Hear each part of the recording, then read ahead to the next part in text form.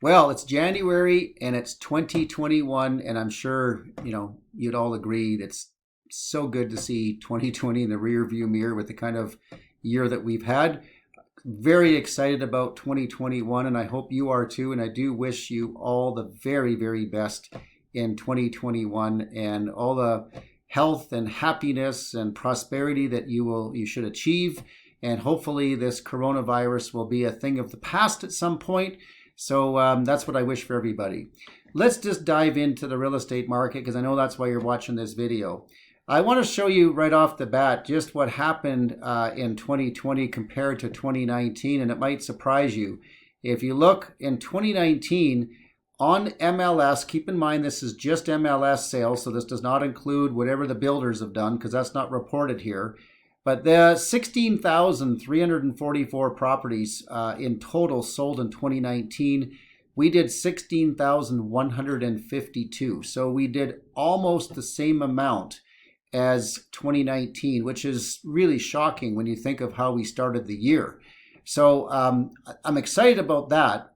Keep in mind that is far below what Calgary has done in the big years. Like when you go back to 2007, we were doing 26,000 per year. So, that's down about 10,000 sales from the biggest year that we've had in Calgary. But what's interesting here, if you look at the new listings inventory levels, we're down 8.82% on new listings, and we're down 14% on inventory overall. So to see the same sales volume and inventory levels dropping, what that's starting to tell us is that we could start to see some price increases. A lot of people ask me what the average sale price is to the list price. It's right here. In 2019, we were at 96.46%. This year, we were at 96.53%.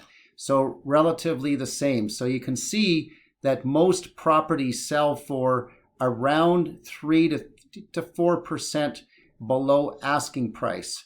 But keep in mind, because of this lower inventory levels, there were actually quite a few properties that sold this year that sold for at or higher than the ask price. Okay, now let's just shift gears and look at last month, December of 2020, just to let you see how we finished out the year. And, quite amazing to see 45.96% absorption rate, meaning that almost 50% of the houses listed actually sold. Now we're talking detached houses here, by the way. Compare that to December of 2019, which was at 2281. So normally we don't see a strong December because it's Christmas and it's cold, and a lot of times people just don't do much for real estate. But it was a really active year in real estate. In fact, it was the best December we'd seen since 2007. So to give you an idea of where we've come from, if you go all the way back to 2011, our median benchmark price was at 418. We finished the year at 483, which price-wise, it is still a little bit down year over year. So, but I have to say, only down slightly considering the year that we've had. So there's a little bit of a concern that the interest rates lowering hasn't raised prices in Calgary. And I'm going to talk about that in a few minutes when we'll address that issue. Here is the detached market, 717 out of 1,560 sold. So just a tremendous increase year over year. And you can see that's a pretty substantial number considering, look at the inventory levels have dropped. And that's just typical, because we come into the winter months and generally there's less people that want to sell because it's cold, but the demand was still high. So I'll tell you, this is interesting coming into January, because if this trend continues to see this kind of demand and the inventory levels stay low, inevitably we'll have to see some price increases. That's just how it works. It's always supply and demand. Average time in the market, 53 days. Here is the market distribution. And you can see We've dropped a little bit in the 300 to 400, meaning that there was a little bit less sales in this area where we were at some point last year seeing more. But you can see the sweet spot is the 400 to 500,000. That is really the sweet spot of the market for detached homes. Literally 31% of our entire market. That's a lot of homes that are selling in that price range. But quite frankly, it makes sense because if you do the math, I mean, you can own a house for 400 to 500, probably cheaper than you're paying for rent right now. You should consider that if you're sitting there watching this video and you're renting. The move-up market, this is where we start getting into the move-up market, 5 to 6, still very strong at 19.27%. 6 to 7, 9.13% of the market. 7 to 800,000, 4.78. What I always pay attention to as well is this 1 million to 1.5, 3.23. At one point, Calgary was around 5.5% at $1 million to $1.5 million. So this is still relatively soft in the luxury market, but still, 321 homes sold in that price range last year. So it's still a relatively healthy market. But definitely you can see the stats don't lie. And that's a big part of our market is all the way under $700,000. And that's the sweet spot. And like I said earlier, people, when they look at the rental amount that they're paying on their lease, and if it looks like it's cheaper or the same to own, people start really considering getting into the real estate market, and those interest rates have definitely played a role. Let's go through the townhouse or attached properties. You can see that drops right off to 31.76%. So not nearly as much of a demand, but certainly much better than it was. The fact that you go to look at December of 2019, it was 18.49% compared to 31.76%. That's pretty significant. And if you look at Pricewise, they don't have a report yet for the 2020 in the overall market, but I think you'll find it relatively the same. 297 out of 935 sold. So much healthier year over year. Inventory levels have dropped again. I suspect, just like in the detached market, as we move closer to spring, though, we will see more inventory levels coming on the market. People generally like to move when it's warm. So we start seeing more listings come on the market around February, because if you start selling in February, you'll start moving in April or May, which seems to be the kind of months that people like to move in. 64 days on the market, but this market is still relatively soft. When you look at market distribution, again, you can see the sweet spot, 200 to 300,000 for this, and then 300 to 400,000. So I mean, literally, little more than 60% of the market is under 400,000. So it gets really soft. And unfortunately, the infill market has still been affected by this, the attached infills, because most of those infills are 600 to 900,000. There's a market there, but boy, it's not anywhere near what it once was. And at this point, these low interest rates are not creating any large demand. So in some sections of the infill market, we're still seeing price softening, not any price increasing, that's for sure.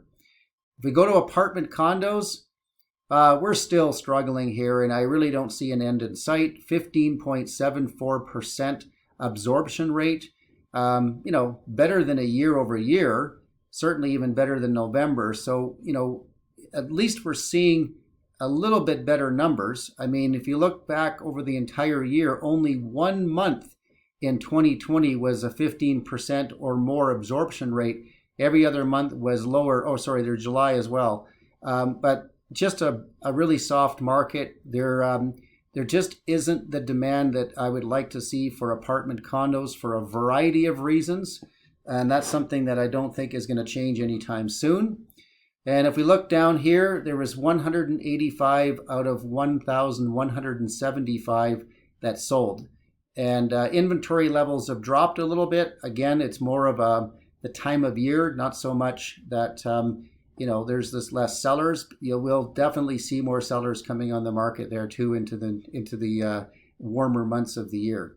Market distribution, look at that. I mean, we're almost 80% under $300,000 for condos. That more or less tells you where things are at there. So let me just leave you with this thought then, because if you're trying to make some plans for 2021 on whether you're buying or whether you're selling and what you should be doing, just reach out to me for some advice. I don't get too attached on people's timelines. Sometimes people are ready to do something sooner than later, and that's okay if it's later. But for detached houses, I predict it's going to be a very, very strong 2021.